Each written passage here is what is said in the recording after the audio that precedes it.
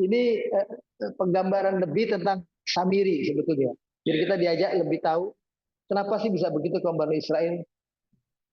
Ternyata Samirinya bukan orang aslinya kaum Bani Israel juga. Ya, jadi dia memang sudah terbiasa dengan cara ibadah nyembah sapi, ya. Maka dia menganggap begitulah Tuhan. Nggak usah dicari-cari lagi jauh. Kita mungkin dari sini nggak usah cari-cari kemana-mana. Sudah kita langsung dengan apa yang dekat yang kita bisa dapat. Itu dalam anggapan. Jadi Tuhan itu oleh Samiri dibentuk, dipersonifikasi.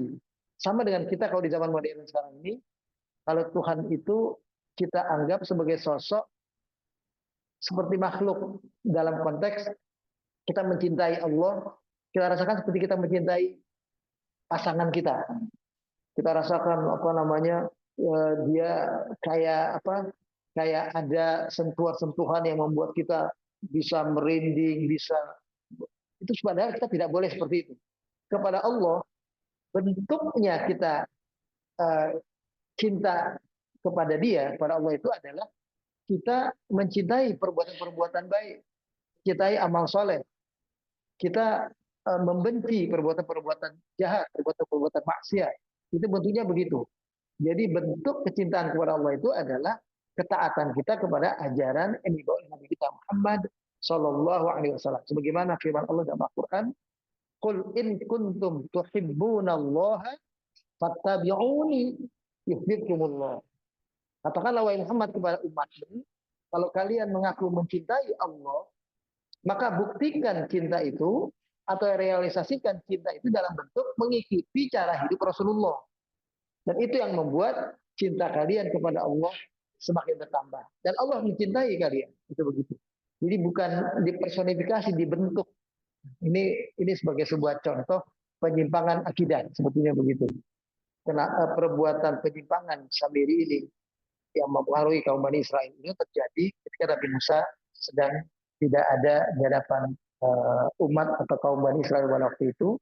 Dan padahal di situ ada wakilnya, itu juga Nabi Musa, yaitu Nabi Harun.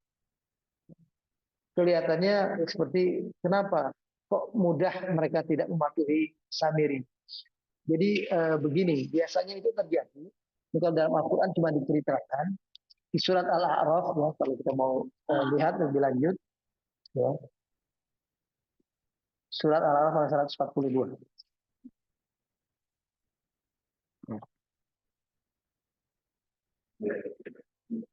Ya, pada itu dikatakan begini, wa wa'adna Musa 30 lailatan wa atmamnaha bi asyrin fatamma miqatu rabbih 40 lailatan.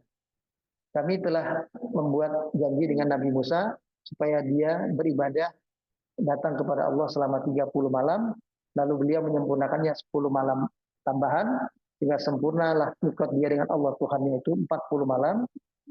Dan waktu itu Nabi Musa berkata kepada saudaranya Harun, "Ukhlufni fi qaumi," jadilah engkau di belakangku pada kaumku, maksudnya jadilah engkau wakilku ketika aku tinggalkan ya, bersama kaum ini. Wa aslih wa la tattabi', dan teruslah perbaiki keadaan mereka dan jangan ikuti sabilal mufsidin, jangan ikuti jalan orang yang merusak. Nah, kata-kata ini dalam tafsir itu, sempat saya baca itu isinya bahwa Nabi Musa mengingatkan dengan kata-kata wala tattabi' sabilal mufsidin, itu semacam apa? Semacam orang-orang yang di sekitar Harun ini itu adalah orang-orang yang juga punya pengaruh gitu, punya apa namanya, kekuatan. Yang Harun itu kelebihannya adalah dia apa namanya, mendampingi Nabi Musa karena dia pintar berbicara itu aja. Tapi dia kayak nggak punya apa semacam wibawa yang bisa ditakuti. Nah itu hanya ada pada Nabi Musa. Dia hanya pintar ngomong, dia bisa menasihati, bisa kasih pelajaran, bisa kasih ini. Tapi dia nggak punya kekuatan untuk bisa mengendalikan kaumnya itu dengan baik. Nah itulah yang dia apa namanya menjadi kelemahan Harun barangkali yang dimanfaatkan oleh Samiri. Ya jiwa kepemimpinannya nggak ada lah seperti kayak gitu. Ya cuma ya karena nggak mungkin Nabi Musa menuju yang lain. Saat itu Nabi Musa juga nggak kenal Samiri. Samiri itu kan kaum yang lain. Tadi kan dikatakan Nabi Musa tidak pernah berjumpa dengan Samiri sebelumnya. Nggak kenal sosok ini. Gitu. Kalau dia ketahui sosok ini, mungkin dia sudah pesannya hati-hati dengan Samiri. Mungkin begitu kan ada tambahan kalimat itu. Nah, itu tidak ada karena memang Nabi Musa tidak kenal. Ya, jadi Harun itu memang ya punya kekurangan jiwa kepemimpinan, kewibawaannya yang tidak seperti Nabi Musa alaihissalam. Ya, mestinya tetap umat itu mematuhi, tapi ya namanya umat kayak sekarang juga lah, ada ustadz yang dilihat cuma penampilannya, ini nggak apa namanya nggak pantas untuk diindahin lah, begitu mungkin seperti itulah barangkali. Wallahu a'lam bishawab. Jadi di surat Al-A'raf hanya dikatakan Nabi Musa sempat berpesan, jangan, yang penting kamu jangan sampai terpengaruh. Dan itu dipegang, dia memang tidak terpengaruh. Yang lain menyimpang, Harun tetap tidak. Dan beberapa orang yang bersama dengan beliau. Jadi memang tidak banyak, kebanyakannya terpengaruh dengan Samiri. Itu begitu. Jadi memang Nabi Musa sudah berpesan, pokoknya terus berbuat baik, yang penting kamu jangan terpengaruh orang yang akan berbuat kerusakan. Karena ya namanya umat itu waktu itu kan kalau kita bayangkan begini, mereka baru saja senang-senang terselamatkan dari kejaran Firaun, kayak orang sekarang tuh euforia lagi senang-senangnya begitu, maka senang-senangnya mereka belum habis, Nabi Musa udah pergi. Akhirnya mereka kayak punya angan-angan, pengennya hidupnya begini. Nah, hidup kita ke depan akan menjadi baik kalau kita dekat dengan Tuhan secara baik. Tapi salah dekat dengan Tuhan bentuknya, salah cara mereka mendekati Tuhan karena terpengaruh oleh Samiri yang menganggap ya Nabi Musa itu kan, Nabi tadi mengatakan Nabi Musa itu salah sebetulnya, dia pergi itu mencari Tuhan sampai ke gunung, mungkin dia salah jalan, padahal Tuhannya ada di sini, dia lupa, dia nggak ingat. Nah, itu begitu. Nah, itu ya mungkin bahasa Al-Quran sederhana seperti ini, tapi saat itu mungkin bahasanya Samiri betul-betul bisa mempengaruhi. Sementara Harun tidak bisa mencegah itu dengan lebih baik. Bukan berarti dia tidak juga mencegah, makanya dia juga mengingatkan Nabi Musa jangan sampai melakukan serangan fisik kepada dirinya, karena itu untuk menjadikan umat ini melihat mereka berdua pecah. Karena mereka berdua mestinya satu dan kembali membangun umat ini supaya kembali kepada kehidupan yang lebih baik. Dan Nabi Musa itu berani kayak gitu tadi itu. Patungnya diambil, dibakar, buang debunya dibuang ke laut. Nah, Harun nggak bisa begitu, nggak bisa, nggak galak begitu, nggak. Karena memang secara perawakan Nabi Musa itu besar, memang besar, berani dia berotot, itu kan sekali pukulnya orang Kipti itu langsung mati sekali pukul, dan memang begitu dia, secara fisik dia besar, dia juga secara iman luar biasa. Nah, memang ada beda lah, wallahu a'lam. Perbedaan lebih detailnya hanya kira-kira itu yang bisa kita pahami. Kira-kira gitu.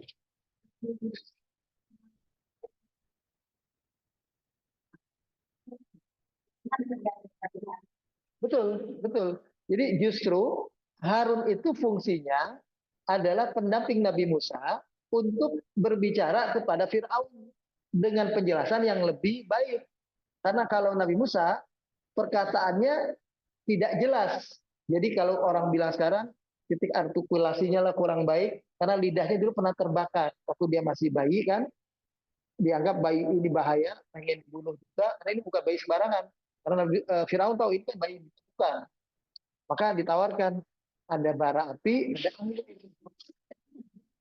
Musa alaihissalam sempat mau memilih anggur, tapi dibelokkan tangannya oleh malaikat Jibril, memilih bara, langsung dimasukin. Namanya anak kecil kan, ini langsung masuk. Karena kalau dipegang dulu juga udah panas, gitu. Ini langsung masuk. Nah itulah terbakar lidahnya sedikit, sehingga dia cadel. Kalau orang bilang sekarang cadel, tidak fasih dalam berbicara. Atau jadi ngomongnya terbata-bata. Makanya dia waktu berhadapan dengan Firaun, berdoanya, Rabbi syrahli sadri, wa yassirli amri, wahlul uqdatan min lisani qawli. Jadi dia minta wahlul uqdat itu maksudnya adalah dan bikinlah ikatan yang ada di mulutku ini jadi terbebaskan. Jadi bisa ngomong aku dengan baik. Musa seperti itu. Tapi tetap karena Allah tahu dia nggak bisa sempurna, makanya dijadikan nabi juga adiknya. Itu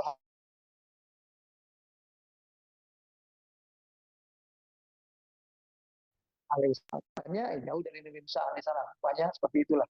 Barangkali kalau ya itu mungkin hikmah dari sekian banyak hikmah. Kalau kita lihat kenapa Allah jadikan Nabi Musa seperti itu, karena Nabi Musa waktu itu kan dipelihara di istana. Kalau di istana dipelihara dia macam-macam dari sejak kecil, sudah kelihatan potensi mau menggulingkan Firaun atau berpikir tentang apa namanya kerajaan yang tidak baik dan apa namanya katakanlah ada pikiran-pikiran cerdasnya gitu yang nampak, mungkin dari sejak kecil itu sudah dibunuh Nabi Musa alaihissalam. Nah, maka dari itulah dibuat kondisi-kondisi seperti itu. Dan akhirnya pada waktu dia dewasa eh, sampai kejadian munculnya Harun yang seperti ini, mungkin juga hikmahnya adalah kita lebih banyak tahu tentang kaum Bani Israel dengan segala macam sepak terjang. Orangnya nggak gampang terima diajak oleh sosok Nabi sekalipun, kalau Nabi itu dianggap tidak punya kewibawaan yang sama dengan Nabi Musa, ya, atau ya dianggap Nabi itu ini nilai ini nabinya ini, cuma pintar ngomong doang, misalnya begitu. Wallahu a'lam. Jadi memang saat itu Harun adalah diutus oleh Allah mendampingi Nabi Musa. Makanya iya, mendampingi Nabi Musa untuk bersama Fir'aun. Makanya kan waktu dakwah pertama itu perintahnya adalah idhaba ila Fir'aun. Pergilah kalian berdua kepada Fir'aun. Karena dua-duanya itu mesti pergi barengan. Ya.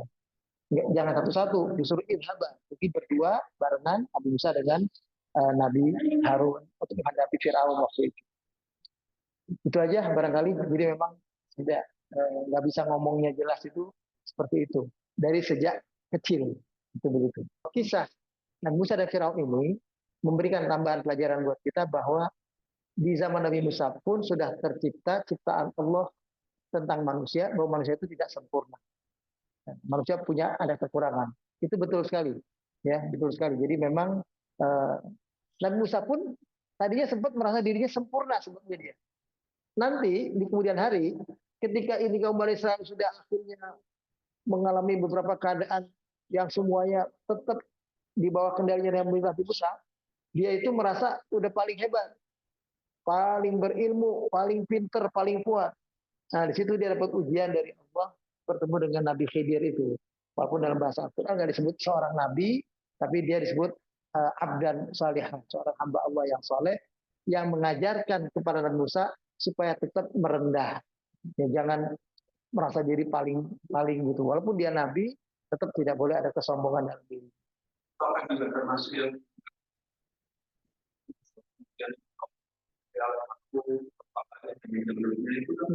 kelihatan begitu marah kasar ya. Ya itu juga enggak. Tapi diilustrasikan itu kan apa hikmahnya jadi apakah termasuk kelemahan kalau Nabi itu tidak sangat besar? Ya mungkin itu tambahan penjelasan tentang Nabi Musa alaihissalam sebagai sosok apa namanya ya namanya manusia biasa, tetap ada unsur emosionalnya, marahnya. Kan tadi dikatakan boleh saja begitu, tapi mestinya ada yang lebih baik yang dia lakukan. Makanya kan dia diminta oleh Harun tadi, jangan dijambak dong aku. Karena ini dilihat sama orang, seolah kita ini bukan bersatu dalam rangka menegakkan kebenaran ini. Seolah apa yang dia lakukan oleh Harun selama ini adalah kesalahan. Nah, ini untuk kita bisa memahami bahwa ada memang orang yang kondisinya seperti Harun. Dia nggak mampu untuk mencegah kemungkaran secara langsung. Dia hanya bisanya diam, mengingkari. Dan dia tahu itu tidak benar, dan dia hanya bisa mengajak beberapa orang saja. Tapi ada orang seperti Nabi Musa alaihissalam yang bisa berani begitu tahu itu kesalahannya Samiri, didatengin Samirinya kan begitu, kemudian diambil patuara sapinya, dibakar kembali, debunya dibuang ke laut. Hal itu nggak bisa dilakukan oleh Nabi Harun. Karena kalau Nabi Harun bisa melakukan itu, mungkin Nabi Musa pulang udah nggak ada cerita itu kan gitu. Barangkali salah satu hikmahnya betul tadi, ya Allah ingin menunjukkan sosok Nabi pun adalah sosok manusia. Yang seperti bahasa ibu tadi, tetap ada ketidaksempurnaannya. Ya. Makanya ketika ada umat berharap Nabi itu jadi dari eh, apa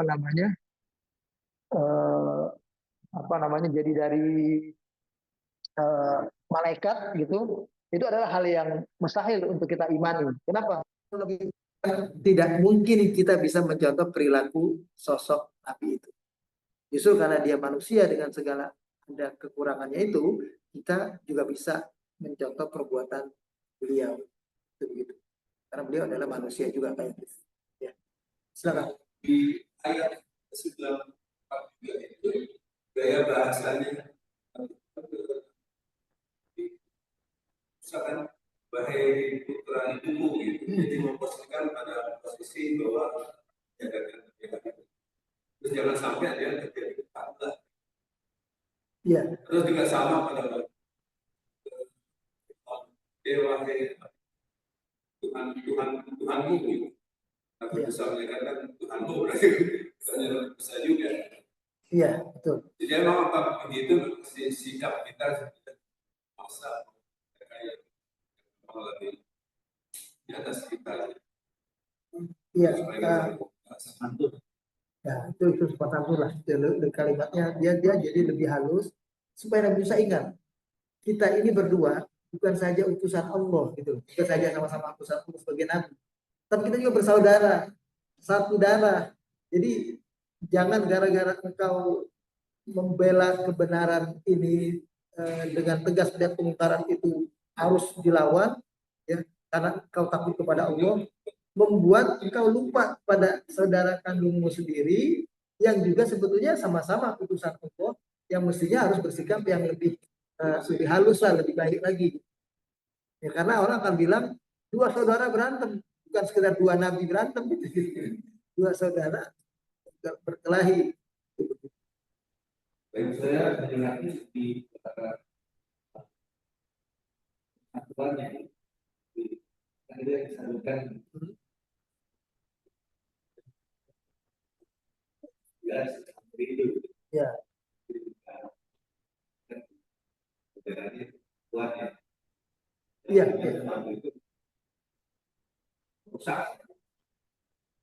iya iya itu betul. Tapi maksudnya bahasanya Nabi Harun menggunakan kata ya benar itu dalam tafsir itu dikatakan mengingatkan Nabi Musa, kita ini satu tempat keluar, satu ibu. Masa kita yang dulu kecilnya barengan baik-baikan, sekarang di atas kebenaran malah kita saling menjatuhkan, seolah-olah begitu. Mestinya sekarang di atas kebenaran ya saling bekerja sama. Itu bahasanya tadi, untuk persatuan itu sebetulnya itu. Ya dulu aja nggak di atas kebenaran, cuma main-main aja kita bisa akrab kok gitu istilahnya. Karena itu menunjukkan kemarahan. Bayangkan pegang janggut, pegang rambut kepala, itu kata lain dari pengen pukul tapi nggak tega gitu istilahnya. Pengen pukul, gemes gitu istilahnya, bisa itu kayak gitu. Kayak ya karena juga perbuatannya kaum Bani Israel kan luar biasa itu, dan dia sempat sudah berpesan sama Nabi Harun. Nabi Harun bilang ya memang keadaan dia begitu, orang nggak patuh sama dia, mau bilang apa lagi. Penting dia sudah coba ingatkan.